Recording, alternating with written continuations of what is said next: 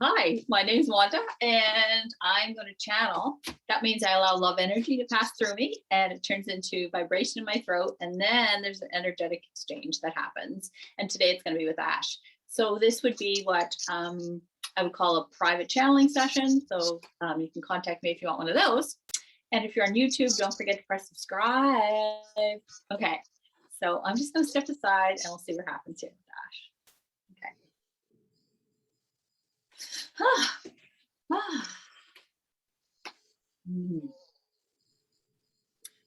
Often when we are invited forth to exchange energy, we come further beyond the channeler and become one with those that are going to exchange energy. So when this occurs, your energy is joined together with the host slightly, but more so the universe. So at this very moment, this energetic exchange is between you and you, believe it or not. We will explain what we mean by this because humans are truly the universe of love.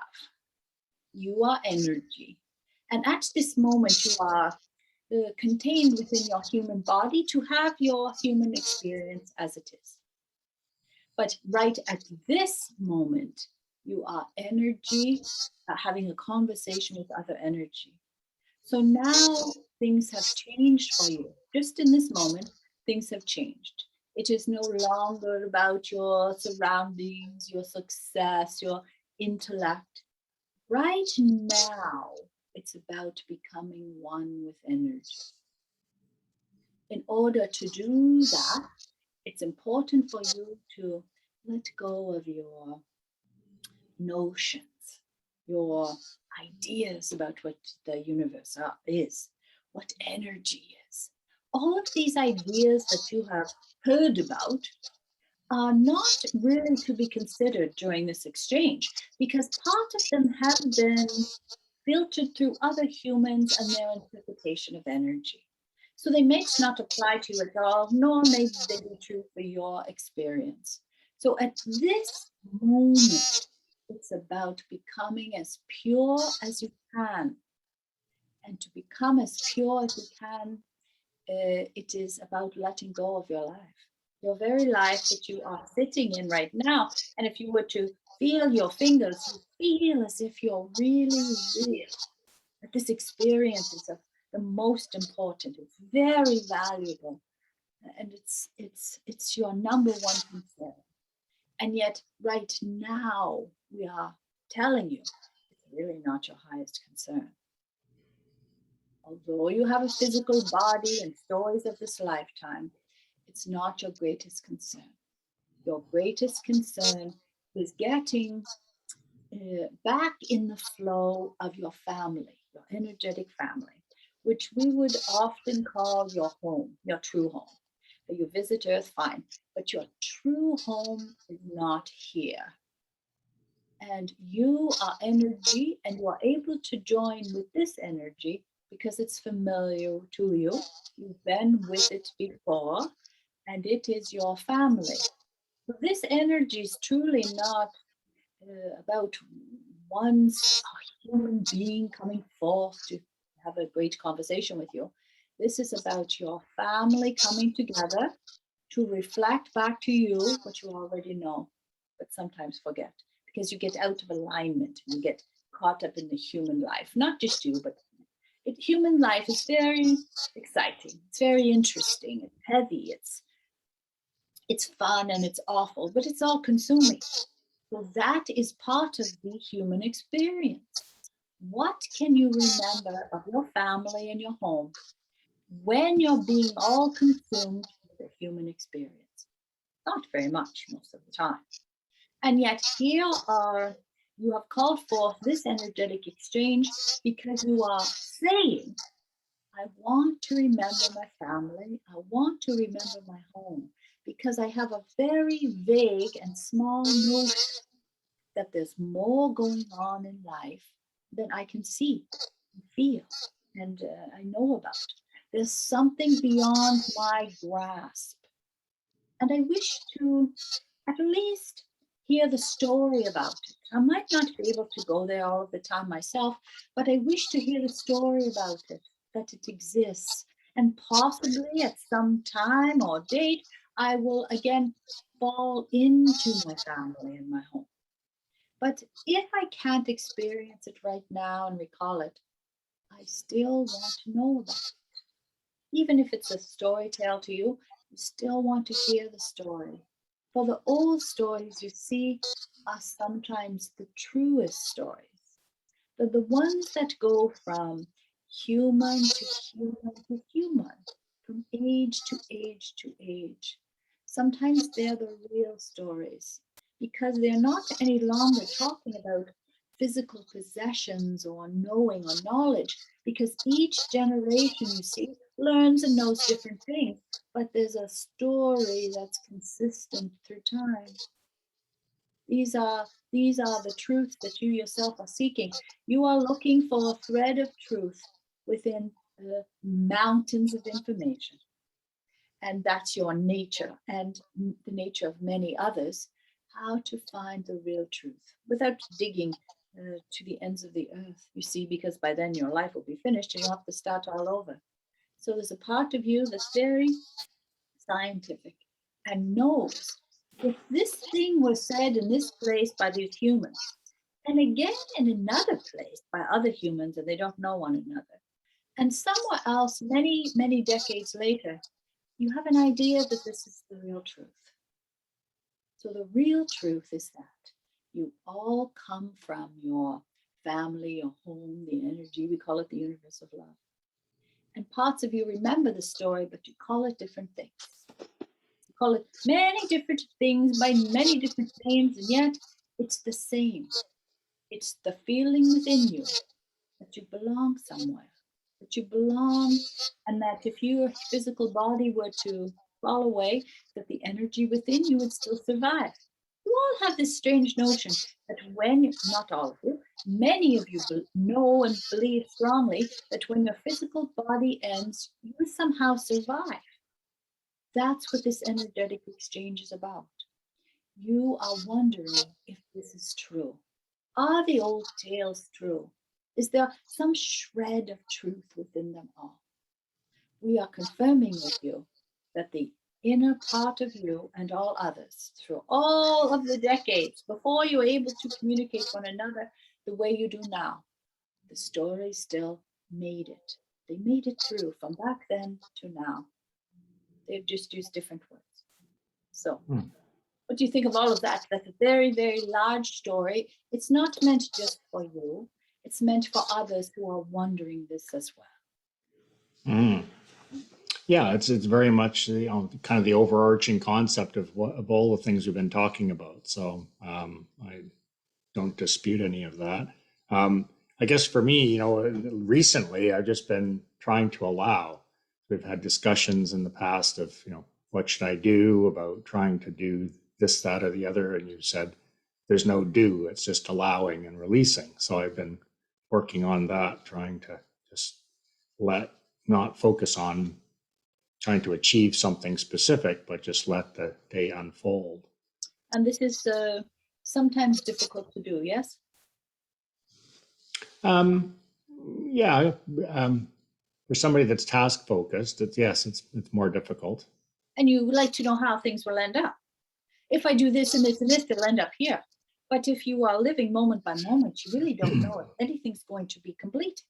You don't know, because if you're living this moment and you're drawn somewhere else, or you're drawn to someone else, the project may never be completed. And that to you doesn't fit very well with your notion of living a life.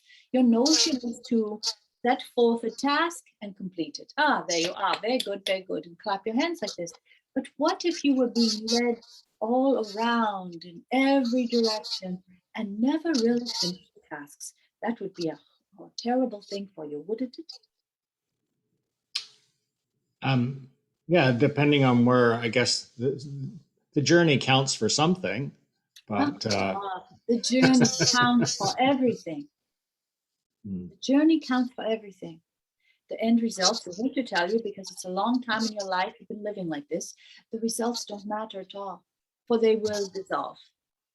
All of the things that are created by man will dissolve.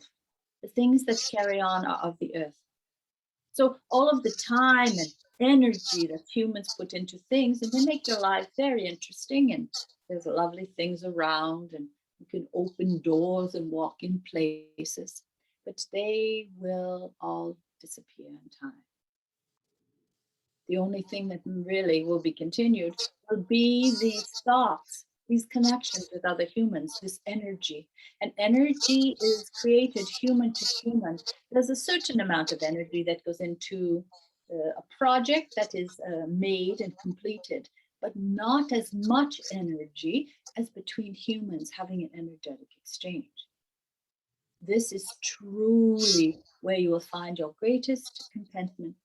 For when you are achieving things, you always want to get a bigger and a nicer one. And then you achieve that, and then you want to build something better and better and better. And it really doesn't end in that way. But when you have the same drawing, I want to do better, I want to do more, and it's with humans, it's much different. For one human being, you will say, I will exchange energy with this human being just by making eye contact. All right, I've got it now. I've done that for a while. Next time, I'm going to say namaste to you. And then you'll see what happens. And after that becomes a pattern with you, then you will grow larger and you'll say, you look as if you are in pain. May I share something with you? And this is how this grows differently with humans than material objects or creating inventions. Mhm. So you may have the same sort of notion, get a little better, get a little bigger, get a little bigger. But one-to-one human interactions are where you will get your greatest satisfaction within. You understand this? Yeah, but I think that's like as humans, we're very social animals, so having that social connection is important. Yeah, so I can see that as being more important than completing a job or some sort of task. But there's still a lot of enjoyment to be derived from completing something, not necessarily because you want bigger, better. I disagree with that. I think I do something, I can be satisfied with the result and don't feel I need to improve upon it. uh, Let us explain one more thing with this social business. We are not speaking of, hi, the flowers are pretty, aren't they? We're not speaking of this. This is what we would consider having a social interaction. We are speaking of, I am energy. I see you. I see your energy. You look as if you're human, but there's something deep within you that looks like me. We look the same. Are we the same? Do you feel it as well? Are we one? Are we connected in the universe of love? This is what we mean. You are capable of much more than you know when you are able to have these sort of communications with others. And they begin by looking eye to eye, because eye to eye without any words really says it all. I see you, you see me. It's a little bit deep, yes, but it's really, truly what you're doing there. You're not really trying to decorate the earth, although it seems as if that is what you're doing. Not just you, all of the humans. It seems to be, let's fill up the earth with things that we've invented and created and done with our hands. That's fine. That's part of the human experience. But really, truly, what you want is to look into each other's eyes and see yourself, see the universe. Hmm. Can you get an idea of what this might feel like inside? Yeah, I mean, I think just walking down the street, I tend to, look at other people as they're passing me, and I look for eye contact. And many people don't; they just want to avoid eye contact altogether. But I generally am looking and watching other people and getting a sense of them, and um,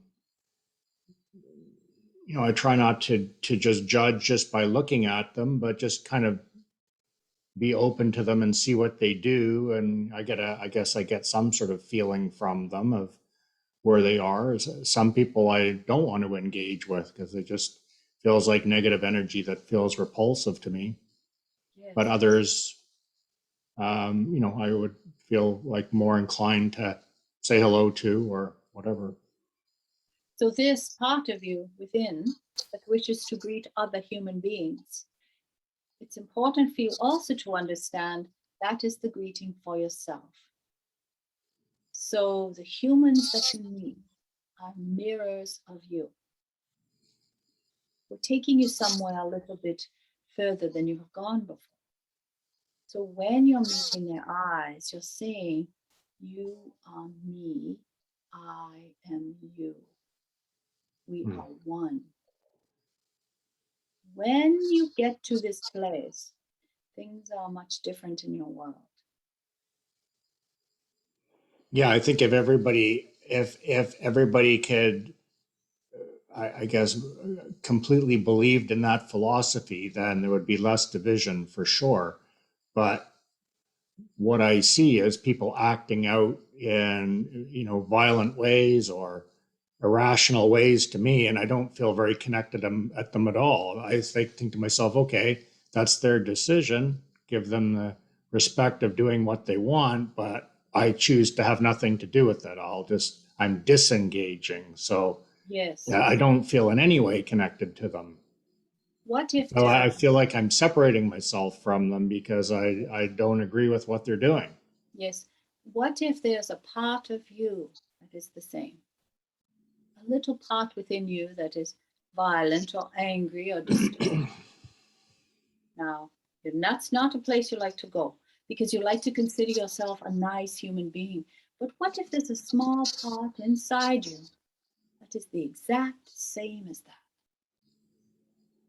Well, again, from the discussions we've had, I can understand that at an intellectual level, I guess, in that if we're all connected as one at a higher level, we're coming in and we're playing a role or playing a part, or the person's experience has caused them to act in a certain way, but it doesn't necessarily make it very enjoyable to engage with them as an individual to another individual at this level, Yes, in the physical level. It's like, well, you can choose to play that part, but I'm not interested in engaging with that, right? yes, So, like, if somebody, to take it to the extreme to make a point, if somebody wants to be very violent and harm other people, I don't look at them and say, oh, I see myself in that, and that's something that I want to do, and I identify with you, and I want to share love with you. I would go, no, I disagree with what you're doing, and I want nothing to do with it. In fact, I'll oppose what you're doing yes, actively to protect others. yes, So it's a bit of a conundrum, right? There's what you're speaking of is more of a philosophical relationship at an energetic level, which I have very little conscious awareness of in this moment or lifetime. But I can understand it. I can appreciate it from what you're telling me. yes. But I feel like the day to day living of being a human is actually quite different from that. And yet, here is this energetic exchange calling forth this exact information. So, what we will disagree with you for once and say perhaps it's exactly what you wish to hear, or perhaps we are you, perhaps we are speaking, perhaps you are speaking, perhaps it is you that is saying this to yourself. So there must be a certain amount of value to it if you are speaking to yourself. There must be something to it. We will explain this. If you were to see this human that you despise, that you speak of, and you were to go then remove yourself, go and look in the mirror and say, honestly, look into your own eyes and say, is there a part of that human that reminds me of a small, unhealed part of me that I have hidden away inside? And I do not wish to come out ever. I don't have access to it. I have smothered it and hidden it away for good reason. I despise it. What if this were possible? And we don't really need a response from you, but we wish you to understand no matter what you see in other human beings, there's a part of it that's for you to notice within yourself. No matter what you see. And mostly, you don't mind saying, oh, you're so lovely, you're so nice, and you're so sweet, but you don't like to see the others who are mean and angry and spiteful. You don't like them. So there's something in them that is for you as well. So we may move on to another topic of discussion if you like. That is important to be understood, just left as it is. And there will come a time for you when you look in the mirror and say, oh, I remember this. That's right. That was that other time when that happened. And when you get to that place, you may allow it out. This dark part of you that you don't like, you hide away, allow it out and let it have a breath for a moment, and it will carry on its way. So the disadvantage to saying I am unlike them, they don't act like me and they don't look like me, is that you don't have access to that part of them that's within you. So even if you say, well, I might be like them, I don't know, I'll go home and consider it, and then look in the mirror and say, is there a part of me that's like that? Something, you might hear something. Well, remember that time when you stepped on that, whatever it is? Ah, yes, I do. Would you like to come out? And the memory comes out. And then you can have a conversation with the memory. Oh, hello, I forgot all about you. I really hated you. And the memory perhaps will say, well, we hate you too. Do you know that? We've been hiding away inside of you, just waiting for a moment to come out. And you say, oh, I didn't know that. All right, well, here you are. Is there anything I can do for you? No? You just wanted to yell and be heard? All right, fine. You're going to carry on? And it will absolutely disappear into the universe and dissipate within all of the other thoughts and emotions and memories of others. And it will no longer be hidden within you. And the next time you meet a human, just like you were, all of a sudden you'll see them differently. You say, oh, I remember that. It was hidden deep inside of me and now it's gone. See you later. And carry on also past the angry human. Because the angry humans are angry. We won't really get into it. There's lots of reasons for that. But your part in it is whether you engage in it. So if you don't engage in it and you say, oh, I'm glad that's you, not me, that's angry, and then carry on your own way, you distance yourself emotionally, energetically from it, and it will get smaller within that other human because there's no other energy going to it. That's just a nice little side note that happens. But for your part of things, looking within yourself to see just for a moment, maybe there's something like that within me. Maybe.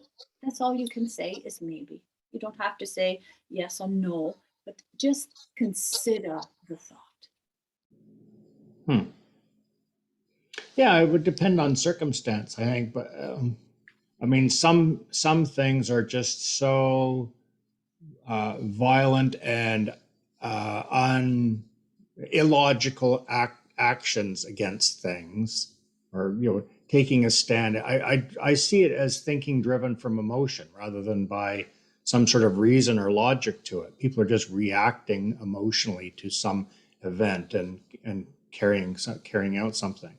Yes. Um, Yes, we will carry so on. For that is their experience. We only focusing on the experience of you and what you have drawn forth here. right. So in observing them acting in a certain way, I don't feel like I identify with them at all because I don't follow the logic of what they do. Yes, So, yes, the question is if do you engage and oppose them and then you're adding energy and, you know, escalating the event, or do you just uh, disengage from it, allow them to carry on and yes, not, get emotionally wrapped up about it. I yes. thought that was the message: is don't give it any emotional energy, and then those things will settle down. So So that is the two that's yes, that is the two options that your brain has come up with. But we have given you another that has nothing to do with them at all. Has to do with you, a reflection of you, whether there's some part of you that you're resisting, and for you to come and look into your own eyes and say, is there anything inside that needs to speak? hmm. That is an option that has not been considered by you, but now you may place it among your other options, and perhaps it will become part of a way of life for you. But we would like to move on, for you would argue about this all of the time. And during this exchange, we're wondering what else you would like to speak of. Hmm. Well, I didn't have a specific agenda for today. It had been a long time since we'd had a session together, so I was more of a catch up, I guess, to see if you had any information you wanted to pass on at this point in time. You are understanding that you are taking on, and we again, when we speak, we don't mean just you. There are many who carry the weight of others on their shoulders, and you are this type of human. So even though there are problems that others have, and we're going to say humans wish to live a certain life this time, what they'd like to devise of it, if there's going to be hardships or whatever. So they are all, each human being has a right to live their life as they so choose. And believe it or not, their lives have nothing to do with you. They have no effect on you. And before you argue with that, because you say people close to me have effect on me, we wish you to understand a bigger picture here. Each human being comes and lives and has their experience alone, and they leave alone. You come in alone, you live whatever your life is, you leave alone. It's a lonely human experience. As you have said, you like social. You like to know there are other human beings around. But we're going to tell you in the end, you will be by yourself. So, as much as that is probably difficult to hear, if you're able to consider that you yourself are living your life with your purpose and trying to become more integrated with your energetic self, which is what you're trying to do. You're trying to see what is that anyway, and where is it, and how do I interact with it? All of these are self centered actions, and that's absolutely fine. Where do I belong? How do I fit in? Where's my connection with the universe? These are all about you and your experience. Very much like you come in alone, you leave alone. You go through these spiritual experiences, we're going to use that word loosely, by yourself. Now, because this is, you have to agree with that statement, it's very concise. The others also are doing the same. So each human being is having their own time of it. They'll decide how much they want to remember, how much they want to interact with others, all of that.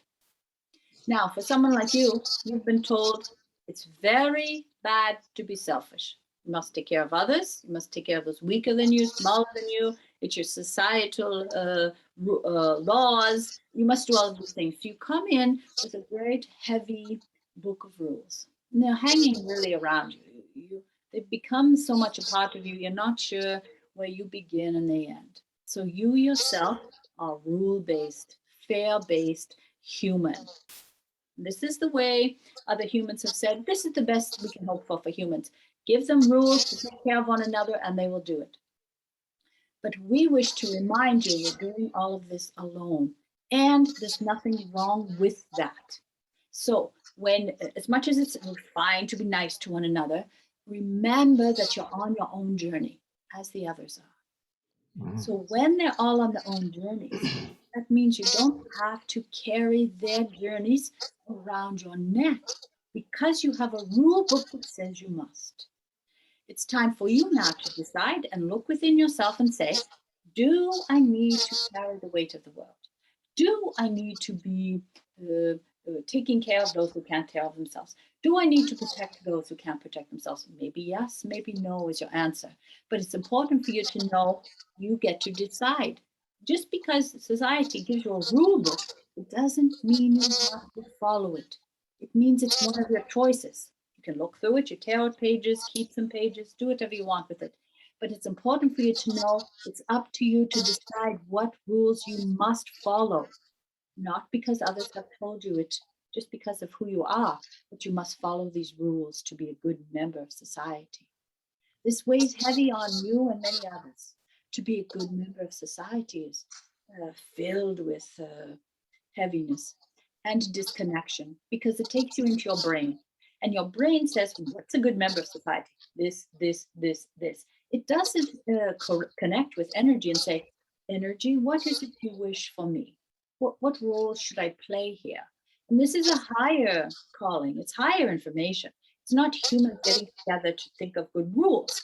This is, how do I wish to exist during this lifetime while I'm interacting with other humans? It's a much higher calling. And you yourself then can decide moment by moment or day by day what is the correct thing and what's the higher good. This means much more than following a rule book written by humans. And we are not saying the rule book is garbage. We will not discuss that with you. The rule book's fine if you wish it to be so. If you wish to follow another rule book from the universe or whatever rule book you want, that's all right too. There are many rule books. There's not one that's correct and one that is not correct. So you seek your highest, truest answers from above and around you, not because others have told you so. And even by this discussion, this energetic exchange at this moment, you can become lighter if you wish to be. Because you now have this information, you're reminded of it. It will be, well, I've sort of thought of that before, but I didn't know if I wanted to give it any voice or any space. But it's an idea that's not unfamiliar to you. So we wish to draw your attention to the fact that you don't have to care for all the others. They also care for themselves because they have the same sense of power and inner self that you have access to. All of them have it. Mm. Well, yeah, I'm reflecting on what you're saying there. I think my whole life I've not followed the rule book of typical society with in terms of religion and the rules set down and expectations of religion, but have looked at it of, well, what feels correct to me? So what does my inner rule book say? Or maybe looking for that external guidance and following that. So, I totally agree with what you're saying there around that. Um, but in terms of helping others, I guess I see that as a certain having compassion for others and their circumstance and trying to assist where I can. But there's a limit in terms of what you can do as a single human, I think, and not wrapping your whole life around the objective to just help others. But I think the human experience is having compassion for others and going through this together as a group rather than as some individual just on their own deterministic path. I think there's more value. It's a fuller experience if you're sharing it with other people. So I view it a little differently than how you describe. You have now set forth, you see, your rule book. You have just put it in words right there. That's your rule book. And it's no better or worse than anyone else's, but it's yours. So now you have brought it forth and given it life and breath, and now it is real. Now, you say you've been doing this all of the time, but this is drawing your attention to your truest, highest role. This is your, it is more concrete now for you that you have said it in such a delightful, encased way. Yeah, I feel I've always been following that philosophy for my whole life. So that's just, I guess, something and a decision that I arrived at from very early on. But um,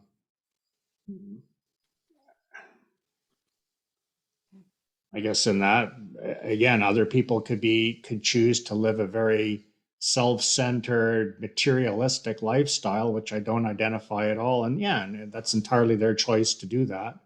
But it doesn't mean that I need to engage them in any or support that in any way. So Yes. yeah, I think we're all in agreement on that. We are all in agreement, as if we are one and Mhm. you are, yes, you see.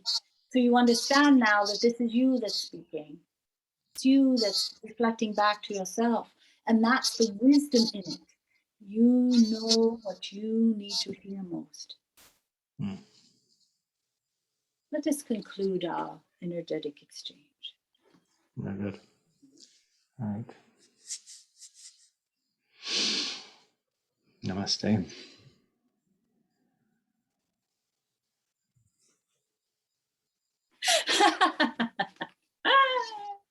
All right, that's the end.